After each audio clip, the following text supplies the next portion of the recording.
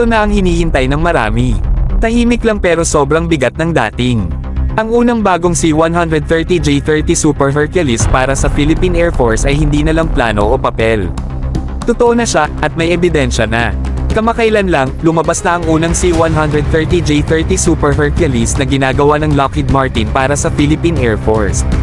Ang aircraft na ito, na may tail number 6014, ay nakita sa isang video habang nasa production line pa.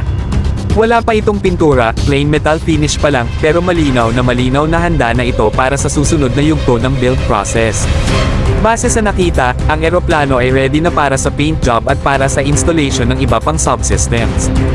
Ibig sabihin, tapos na ang major structural work. Hindi na ito mock-up, hindi na prototype. Isa na itong tunay na PAF aircraft na papalapit na sa completion. Ayon sa mga naunang pahayag ng Department of National Defense, ilang taon na ang nakalipas, inaasahang may deliver ang C-130J-30 na ito sa Philippine Air Force pagsapit ng Hulyo. Kung susundin ang timeline, swak ang kasalukuyang estado ng eroplano sa target delivery date. Lahat ay mukhang on track. Ang C-130J-30 ay isang malaking upgrade kumpara sa mas lumang variants.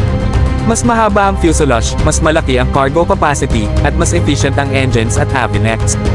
Para sa Pilipinas, napakahalaga nito hindi lang sa military transport, kundi pati sa humanitarian assistance at disaster response.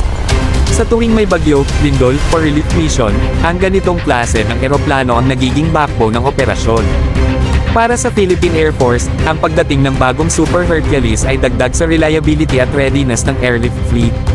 Mas kaunting downtime, mas mahabang range, at mas modernong systems.